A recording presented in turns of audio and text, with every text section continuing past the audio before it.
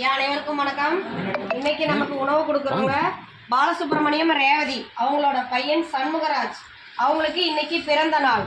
திரு சண்முகராஜ் அவர்களுக்கு நமது பாச மார்க்கட்டளை பாச முதியோர் சார்பாக இனிய பிறந்த நாள் நல்வாழ்த்துக்கள்.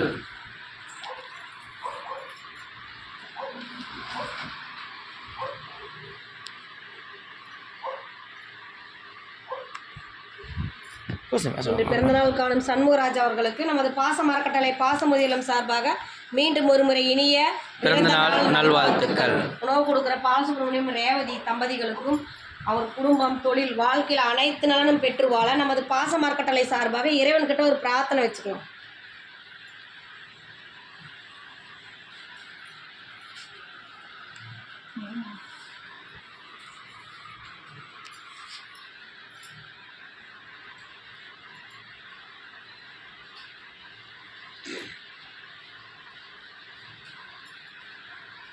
உணவு வழங்குறவங்களுக்கு நன்றிகளையும் வாழ்த்துக்களையும் தெரிவிச்சுக்கிறாங்கன்னு இந்த நேரத்தில் எங்கள் பெரியவங்க சார்பாக உங்ககிட்ட ஒரு கோரிக்கை வைக்க போகிறோம். என்னென்னு கேட்டிங்கன்னா, இந்த பாச மரக்கட்டளை பாச முதியோரம் ஆரம்பித்து 2 வருடங்களை கடந்து 3வது இடத்தை நோக்கி போயிட்டுருக்கோம். இங்கே 35க்கும் மேற்பட்ட நபர்கள் இருக்காங்க.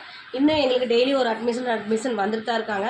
இங்கே இட வசதி பார்த்ததுனால நாங்கள் வேறு பக்கம் மாற்றி விட்டுருக்கோம். அதனால் கொஞ்சம் இடம் வாங்கி சொந்தமாக கட்டடம் அமைச்சு இன்னும் வர்ற பெரியவங்களை பாசத்தோடு அரவணைக்க இந்த பாச இல்லம் ஒரு தீர்மானம் எடுத்திருக்கோம்.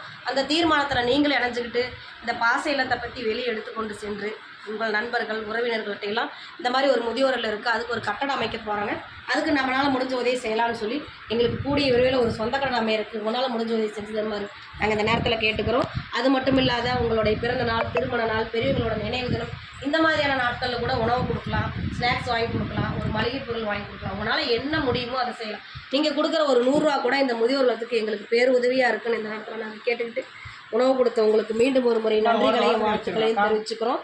வாழ்க